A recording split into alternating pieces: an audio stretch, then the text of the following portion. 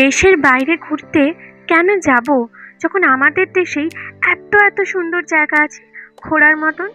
তার মধ্যেই চলুন একটা জায়গা বেছে নিই, যার নাম মেঘালয়া। মেঘালয়ার রাজধানী জানেন? শিলং, যেটাকে বলা হয় স্কটল্যান্ড অফ ইস্ট। চলুন দেখে নিই এখানে কি আছে। এখানে আছে সবুজে ভরা পাহাড়, স্বচ্ছ জল, ক্লিনেস্ট ভিলেজ, উঁচু উঁচু ঝর্ণা, সব থেকে বেশি যেটা এখানকার বৃষ্টি। এই বৃষ্টি আপনাদেরকে ওয়েলকাম করবে এই সুন্দর রাজ্য মেঘালয়াতে। তো চলুন ঘুরে আসা যাক। Hey guys, what's up? Welcome back to my YouTube channel. It's me Shiny Ganguly and you're watching my channel. সেদিন আমাদের ট্রেন ছিল হাওড়া স্টেশন থেকে 4:05। আমাদের ট্রেনের নাম ছিল সরাইঘাট এক্সপ্রেস। যথারীতি আমরা তাড়াতাড়ি বেরিয়ে পড়লাম আর আমরা পৌঁছে গেলাম হাওড়া স্টেশনে। সব লাগেজগুলো এত হয়েছে, মানে কি বলবো, এত লাগেজ। তো যাই হোক, আমরা সবাই উঠে গেলাম ট্রেনে। আর ট্রেন কিন্তু খুব তাড়াতাড়ি স্টার্ট করে দিয়েছিল। 4:05 কিন্তু ট্রেনটা ছেড়ে দিয়েছিল। আর ট্রেনটা দিয়ে দিয়েছিল আমাদের হাওড়া স্টেশনে 4:45 নাগাদ করে। আর সবাই এখন দেখো ক্যামেরাতে হাই করছে। আর বসে থাকাটা খুবই বোরিং ট্রেনে, এটা সত্যি কথা। মানে লিটারেলি ট্রেনে বসাটা না, মানে লিটারেলি খুবই বিরক্তকর একটা ব্যাপার, যেটা আমি যখন হরিদ্বারে গেছিলাম তখনই এক্সপিরিয়েন্সড করেছিলাম। তো যাই হোক, কিছুটা বাইরের সিনারিটা এনজয় করতে করতে সেদিন সন্ধ্যাটা কেটে গেছিলো। অ্যাকচুয়ালি কী বলো তো, বাইরের নেচারটা এতটাই সুন্দর আর আমরা আমাদের ডেলি বেসিসে এতটাই ব্যস্ত হয়ে পড়েছি যে বাইরের নেচার সম্পর্কে একটু দেখা বা নেচারটাকে একটু টাইম দেওয়া, সেটা আমাদের পক্ষে আর হয়ে ওঠে না। যখন কোথাও ঘুরতে যাই বা কিছু, তখনই ওই বাইরের গ্রিন নেচারটা দেখলে না জাস্ট মনটা ফিদা হয়ে যায়। তো ফিলহাল ওই বাইরের নেচারটা দেখতে দেখতেই কখন যে বিকেল থেকে সন্ধ্যা হয়ে গেল বুঝতেই পারলাম না। তো গাইজ, গুড মর্নিং। তাড়াতাড়ি ঘুম থেকে উঠে গেলাম আর ঘড়িতে এখন বাজে 6:45। আর সবার আগে ঘুম থেকে উঠে ফ্রেশ হয়ে তারপরে করে নিলাম ব্রেকফাস্ট। আর ব্রেকফাস্টটা সত্যি কথা বলতে একটু তরকারিটা খুবই একটু টক কাইন্ড অফ ছিল, but overall it was fine, nothing anything bad for that. তো গাইজ, সব থেকে most interesting and the most satisfying things কি জানো? জানলা দিয়ে তাকিয়ে যখন পাহাড়টা দেখতে পাচ্ছিলাম, তো হচ্ছে এই যে এই মেয়েটা পাহাড়টা দেখতে পেয়েছে কিন্তু কাউকে ডাকেনি। আমি ডেকেছি, তোরা উঠিসনি, মানে ও ডেকেছে আমি উঠিনি। তো যাই হোক, নিজে একা দেখে স্যাটিসফ্যাকশন পাচ্ছিলাম না, তো ভাবলাম তোমাদেরকেও দেখিয়ে দিই। তো দেখো, আর 2-3 দিন পরে না আমরা ওইখানটাই ওই পাহাড়েই উঠবো। তো যাই হোক, এখান থেকে ব্রহ্মপুত্র রিভারটা যে স্টার্ট হচ্ছে, অ্যান্ড মাঝখানে মাঝখানে তোমরা নিশ্চয়ই মার্ক পয়েন্টসগুলো দেখতে পাচ্ছ, যেগুলো লম্বা টাওয়ার কাইন্ড অফ একটা উঠে আছে। তো যাই হোক, ট্রেনে যথারীতি অনেকক্ষণ ট্রাভেল করার পর আমাদের প্রত্যেকজনের মাথা পাগল হয়ে গেছিলো, অ্যান্ড আমরা এই পাগলামোগুলো সবাই করছিলাম। No, I am just kidding, খুব মজা করছিলাম আমরা সবাই। A few moments later. Finally এখন আমরা পৌঁছে গেছি গুয়াহাটি স্টেশনে। 10:20-তে ঢোকার কথা ছিল অ্যান্ড 10:17-য় ঢুকে গেছে। গুয়াহাটি প্ল্যাটফর্মে আমরা নেমে গেছিলাম আর আমরা যাব পল্টন বাজার। তো আমরা কিন্তু 6 নম্বর প্ল্যাটফর্মের দিকে যাব, আমরা কিন্তু 1 নম্বর প্ল্যাটফর্মের দিকে যাব না। তোমরা যদি ফ্যান্সি বাজার যেতে চাও তাহলে তোমরা 1 নম্বর প্ল্যাটফর্মের দিকে যেতে পারো।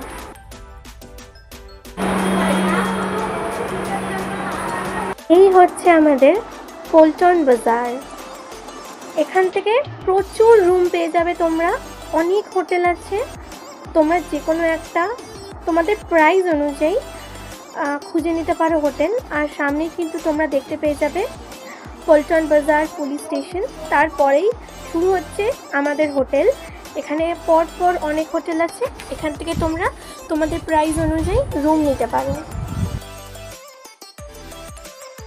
তো গাইজ, গুড আফটারনুন। আমি এখন পুরো রেডি হয়ে গেছি। তো ফ্রেশ হয়ে স্নান করে এখন ড্রেস আপ করে আমি ফুল রেডি। আর এইবারে আমরা এখন বেরোবো। আর এখন ঘড়িতে বাজে 1টা বাজতে যায়। তো ডাইরেক্ট এখান থেকে আমরা লাঞ্চ করব, দেন লাঞ্চ করে একবারে বেরিয়ে যাব। যে মাকে দেখো, মেকআপগুলো এনেছি আমি, তা আমি সাজবো বলে। তখন মা খেঁকাচ্ছিল, হ্যাঁ এত নিয়ে যেতে হবে না। এখন প্রত্যেকটা নিজে নিয়ে মাখছে। কেন মাখছো কেন? ভালোই হলো, তোর ব্যাগগুলো আমি বয়ে বয়ে নিয়ে এসেছি। তো দেখো, আমরা যে হোটেলটায় ছিলাম, হোটেলের নাম হচ্ছে হোটেল কুঞ্জবন। আর এখানে কিন্তু মেঘালয়টা কিন্তু প্রচুর এক্সপেন্সিভ। তো তোমরা যদি এখানে আসো, অনেক হাতে টাকা নিয়ে আসতে হবে। যেরকম আমাদের এই হোটেলটা শুধু এক রাতের জন্য 2000 টাকা নিয়েছে। আর শুধু থাকা না, খাওয়াও এখানে প্রচুর এক্সপেন্সিভ। তো যাই হোক, আমরা এখন লাঞ্চ করে ফ্রেশ হয়ে আমরা এখন বেরিয়ে পড়েছি সাইট সিইংয়ের উদ্দেশ্যে। তো চলো আজকে দেখিনি গুয়াহাটির টোটাল কী কী সাইট সিইং আছে। আর এখানে বলে দিই, আমরা 3টে পয়েন্ট কভার করেছিলাম, বাট আরও 2টো ছিল যেটা আমাদের সময় ছিল না বলে আমরা কভার করতে পারিনি। এখানে এলে তোমরা দেখতে পাবে বৈশিষ্ট্যমণি মন্দির, তিরুপতি বালাজি মন্দির, war memorial, Saint Joseph church and Paltan Bazaar. এগুলো হচ্ছে মেন, যার মধ্যে আমরা 3টে পয়েন্ট কভার করেছি, বাট 2টো আমরা করিনি। তো যাই হোক, আমরা যেখানে ঢুকছি এইটা হচ্ছে বৈশিষ্ট্যমণি মন্দির। এখানে খুব জাগ্রত এই মন্দিরটা। আর এখানে হচ্ছে বাদরের খুব উৎপাত। তো তোমরা একটু সানগ্লাস ফোন দেখে রাখবে। আর আমি এখন যেখানে ঢুকছি এটা গুহার মধ্যে ঢুকে ঠাকুর দর্শন করতে হবে। আর তারপরে এখান থেকে বেরিয়ে একটা সুন্দর একটা ঝর্ণা ছিল, আর সুন্দর পাথর দিয়ে সুন্দর ঝর্ণাটা তুমি জাস্ট দেখো। আমি তো খুব ভয় পাচ্ছিলাম, আমি সামনের পাথরটাতেই উঠতে আমি ভয় লাগছিল, বাট স্টিল অনেকটা মনে সাহস জাগিয়ে আমি উঠেছিলাম। আমি খুবই ভীতু, সব বিষয়ে আমি ভয় পাই। যাই হোক, আর এটা না আমার ফার্স্টে গিয়েই আমার মনটা ছুঁয়ে গেছিলো। এই জায়গাটায় এসেই ভীষণ ভালো ছিল জায়গাটা। এখানে তোমরা যদি বৈশিষ্ট্যমণি মন্দিরে আসো, আর একটুখানি হেঁটে গিয়েই একটা ঝর্ণার জল পাবে। ওটা খুব একটা ভালো একটা স্পট, ওইখানে তোমরা যাবেই কিন্তু, বারবার বললাম। তো মেন বৈশিষ্ট্যমণি মন্দিরটা এইটা।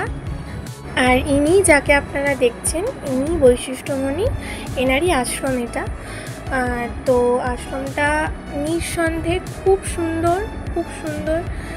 আপনারা চাইলে এখানে সময়ও কাটাতে পারেন। বেশ কিছুক্ষণ সময় আমরা কিন্তু এখানেই কাটিয়েছিলাম। তো যাই হোক, তারপরে চলে গেছিলাম একটু আইস গোলা খেতে। অ্যাকচুয়ালি আমাদের কলকাতায় আমি তো খুঁজে পাই না, সো তোমরা খুঁজে পাও নাকি কমেন্টে বলো। আমি অনেক গোলা খুঁজি বাট পাই না। তো যাই হোক, গোলা অ্যান্ড দেন ফুচকা খাওয়ার পর আমরা চলে যাচ্ছিলাম নেক্সট মন্দিরে দর্শন করতে, তিরুপতি বালাজি মন্দির। এটাতে টোটো করে যেতে হয়, অ্যান্ড 50 রুপিস পার হেড টোটোতে পড়বে। যেরকম আমাদের কলকাতায় 10 টাকা করে, সেখানে 50 রুপিস। অ্যাজ আই সেড যে প্রত্যেকটা জিনিস সেখানে এক্সপেন্সিভ। এই হলো আমাদের তিরুপতি বালাজি মন্দির।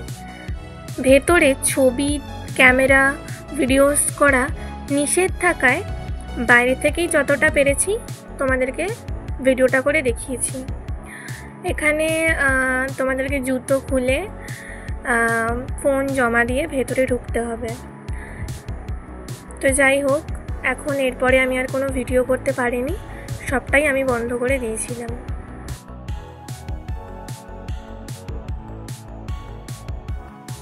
তিরুপতি বালাজি মন্দির ঘোরা আমাদের শেষ। ওখান থেকে আমাদের আসতে হবে পল্টন বাজার। পল্টন বাজার আসতে গেলে কোনো রকম অটো টোটো তোমরা পাবে না। টোটো পেতে পারো, বাট অনেকটা প্রাইস নিয়ে নেবে। ওর থেকে তোমরা একটা গাড়ি ভাড়া করতে পারো, it will be worth it. তো যাই হোক, আমরা এখন আছি পল্টন বাজারে, চলে এসেছি। আর এলে এখানকার একবার আইসক্রিম টেস্ট করো, ভীষণ ভালো, জাস্ট ভীষণ ভালো। তো যাই হোক, তারপরে আমরা চলে এসেছিলাম রুমে একটু ফ্রেশ হতে, বিকজ তারপরেই আমরা ফ্রেশ হয়ে বেরিয়ে যাচ্ছিলাম পল্টন বাজারের উদ্দেশ্যে। তো তার আগে রুমে একটু এসে ফ্রেশ হয়ে নিলাম, আর ইভিনিং স্ন্যাক্সটা খেয়ে নিলাম এখানে। এই হচ্ছে আমাদের পল্টন বাজার। কী কী পাবেন পল্টন বাজারে? সব কিছু পাবেন, ঘড়ি থেকে শুরু করে ইলেকট্রনিক্সের জিনিস, জামা কাপড়, গিফটসের জিনিস, অ্যান্ড মেন জিনিস মেকলা।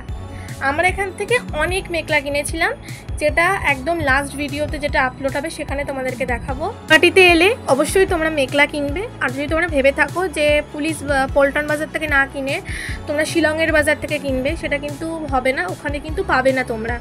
তো মেকলা কিনলে এখানেই তোমাদের কিনতে হবে, অনেক অনেক ভ্যারাইটিস আছে, আসলে মেকলাটা অবশ্যই কেনো। তো যাই হোক, বাড়ি এসে ডিনার করে তো এখন আমার ঘুমানোর সময়, বিকজ কাল সকালবেলা অনেক তাড়াতাড়ি উঠতে হবে কামাখ্যা মায়ের মন্দিরে পুজো দেওয়ার জন্য।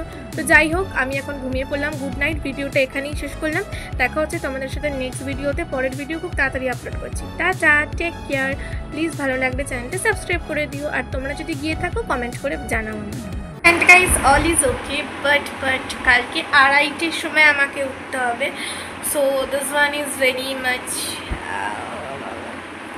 তো যাই হোক, মাকে দেখো কি করছে, ফোন ঘাটছে। অ্যাকচুয়ালি মা আর আমি সেম কালারের, it's not planned from earlier, you know, it's just টুইনিংটা হয়ে গেছে কোইন্সিডেন্সলি। Good night.